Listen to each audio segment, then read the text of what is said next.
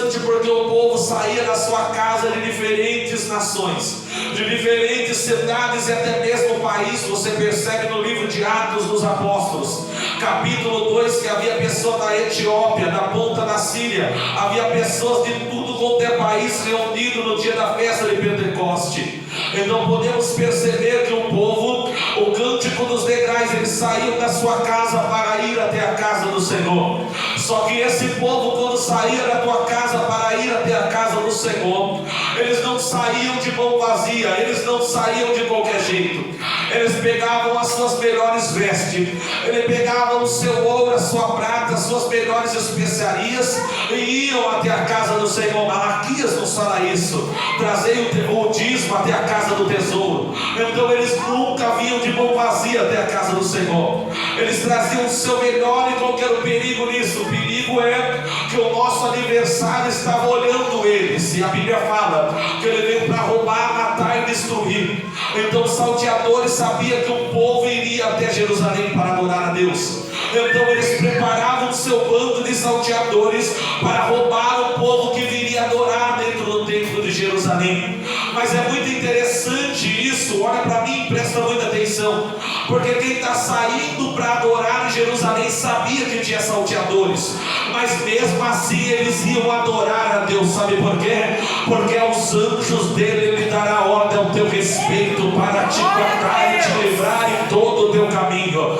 Então aquele que está na presença de Deus conhece a palavra, ele se apega na palavra. Eles atravessavam para ir em Jerusalém. Olha para mim, muitos deles atravessavam pelo deserto, e atravessar o deserto não é para qualquer um. Atravessar o deserto é para quem é adorador. Sabe por quê? Porque no deserto tem escorpião, no deserto tem serpente, no deserto tem as piores animais silvestres, que uma picada pode te matar. E eles sabiam que no deserto teria serpente, eles sabiam que no deserto teria escorpiões, e Jesus encontrou a serpente no deserto, e a serpente encontrou Jesus no deserto e deu uma ordem: ordena que essas pedras se transformem em pão. Olha aqui para mim, Jesus atravessou o deserto, e na última tentação: me adora. Ele falou: não vou te adorar, Satanás, somente o Senhor meu Deus eu vou adorar. Então eu quero falar aqui nessa noite: atravessar o deserto é para quem é adorador, não é para quem é frouxo, não é para quem está de cabeça baixa, não é para quem está pensando em desistir. Atravessar o deserto é para quem é valente. Eu sei que eu estou numa igreja que tem valente. A Bíblia fala que Agar vai deixar o Ismael para trás, porque o menino já estava fraco. E assim, quando a gente está fraco no deserto, alguém sempre vai querer te deixar para trás. Só que quando ela vai para frente do menino e deixa o menino fraco para trás, a Bíblia fala que o menino começa a orar. Agar não orou, mas o menino começa a orar. Sabe por quê? Porque o adorador ora aqui dentro, mas ora também lá no deserto. O adorador, ele louva aqui dentro, mas ele também louva lá dentro do vale. Então a mulher falou: eu vou para frente porque ele vai morrer para trás. O anjo pegou a mulher e falou: volta lá. Deus não ouviu a tua oração, ouviu a oração do menino, e pela vida do menino agora vocês dois vão estar vivos. Então eu quero falar sem força, eu quero falar ainda que você não esteja força, ainda que você esteja fraco, mas não deixe de orar, não deixe de interceder, não deixe de falar com o Senhor. Olha aqui para mim, presta muita atenção. Eles atravessam e eles vão passar pelas montanhas para chegar até a casa do Senhor. E o livro de Salmo 121 vai falar que alguém cheio do Espírito Santo, ele olha para os montes e fala: eleva os meus olhos para os montes e me pergunto de onde me virá o meu socorro. O meu socorro veio do Senhor, que criou os céus e a terra. Por que, Moisés? Porque naquele tempo, na arte da guerra, cada exército dos filisteus tinha seu Deus, os assírios tinham seu Deus. Então cada um subia no monte, colocava a estátua do seu Deus e saía para pelejar, acreditando que o seu Deus lá de cima lhe daria vitória.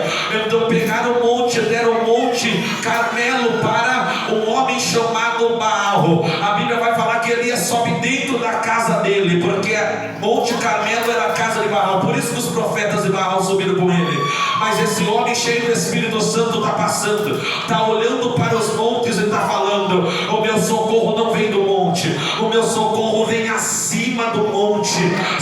entendendo o que Deus está falando, o segredo ainda é continuar orando, o segredo ainda é continuar adorando ao Senhor. E a Bíblia vai falar que esse povo, eles chegavam até a casa do Senhor, olha só, pelo caminho que eles vieram, o caminho era longo, e naquele tempo não tinha tudo que a gente tem, não tinha carro, não tinha moto, eles passavam pelas ruas de terra, eles chegavam até a casa do Senhor com os seus sapatos sujos, com as suas mãos sujas de terra, eles desciam no tanque, lavavam as mãos e lavavam os pés, para entrar dentro da casa do Senhor. Então eles esperavam no degrau do templo, e quando todo mundo se reunia, eles entravam para dentro do templo, e foi nesse degrau na porta do templo que alguém olha para as montanhas de Sião e fala: os que confiam no Senhor serão como os montes de Sião, que não se abala, mas permanece para sempre. Olha para mim, eu atravessei o deserto e cheguei na casa do Senhor, eu atravessei o meu adversário e cheguei na casa do Senhor, eu passei pelo vale e cheguei na casa do meu Senhor, e entrando dentro da casa do meu Senhor, eu não vou ficar de boca fechada, eu vou adorar o meu Senhor, porque se eu cheguei aqui, o salmista fala, capítulo 3, versículo 5, eu tentei dormir, me levantei, porque as tuas mãos me sustentou. Quem te sustenta é Ele, quem te levantou foi Ele, quem atravessou o deserto com você foi Ele. Então eu não te convido a adorar a eu te convido a adorar a Ele, adora a Ele, adora a Ele.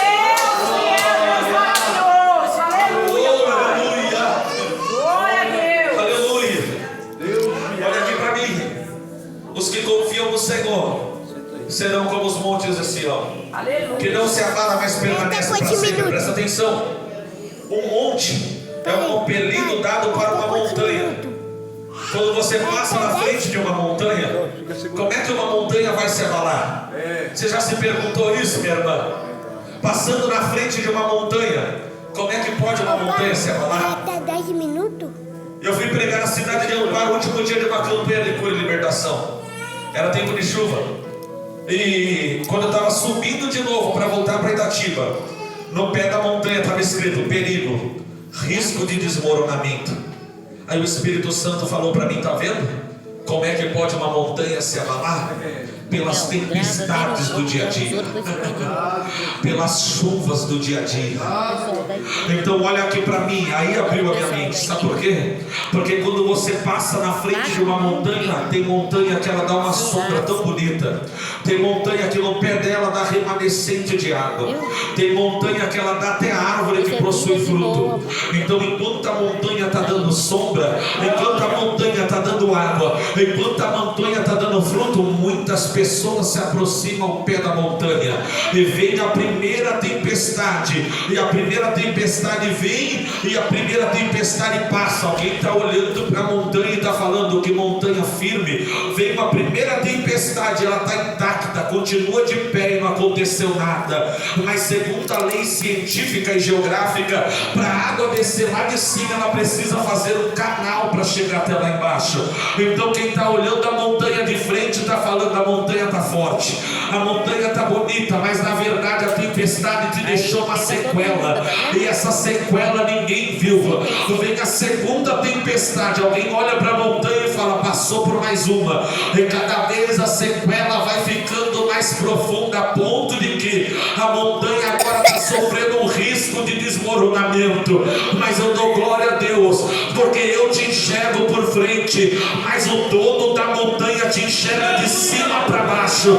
Já detectou essa sequela aberta na tua vida e me trouxe aqui nessa noite, porque toda sequela vai ser fechada aqui. Sabe que eu venho falar para você? Eu não vim trazer uma chave de carro, eu não vim trazer uma chave de carro, mas quando eu subir aqui, Deus falou: tem bálsamo hoje, tem bálsamo hoje que vai descer e vai cicatrizar essa menina.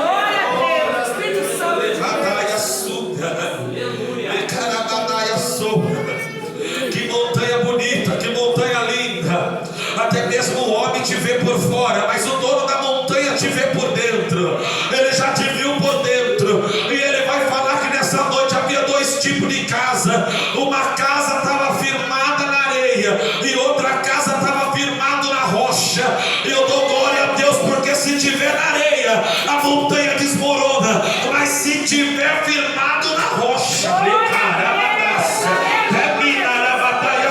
Quem está firmado na rocha aqui? Quem está?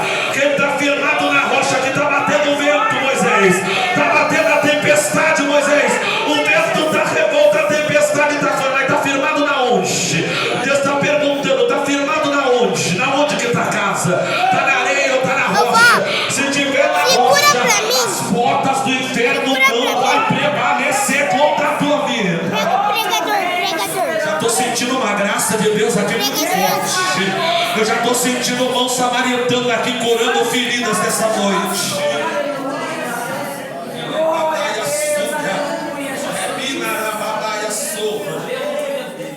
Olha aqui para mim. Quer dizer que enquanto a montanha está bonita, muitas pessoas vêm, e é assim mesmo. Mas quando está prestes a desmoronar, alguém põe uma placa: perigo, afaste-se, risco de desmoronamento. Mas você tem que passar por isso mesmo. Você tem que perder certas pessoas do teu lado mesmo, até mesmo porque as dificuldades, as circunstâncias difíceis da tua vida vai revelar quem de fato são os verdadeiros ou não. Sabe quem são os verdadeiros? Os verdadeiros é aquele que estava na casa dele, a distância era longe, tinha salteadores, tinha serpente, tinha escorpião, tinha os principados e potestade, mas ele falou: eu não deixo de adorar a Deus, eu não deixo de adorar a Deus. Se Davi tivesse entendido isso, hoje é dia de guerra lá no meu ministério.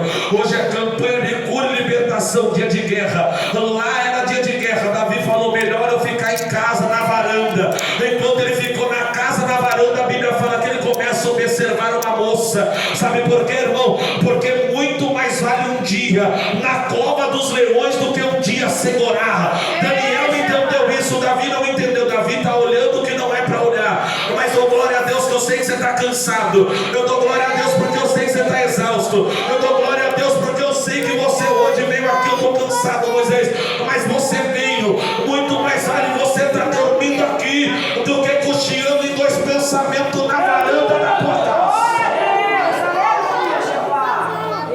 Eu cuido de jovens e de repente um some da igreja. Aí daqui a pouco eles vêm, depois de uma semana: irmão, eu acabei tropeçando. Não é porque você não veio para o culto, irmão, fica em casa. E o que aconteceu? Aí começou. Aconteceu o que tinha para acontecer. Porque às vezes você preencheu o seu tempo com as coisas de Deus, irmão, né?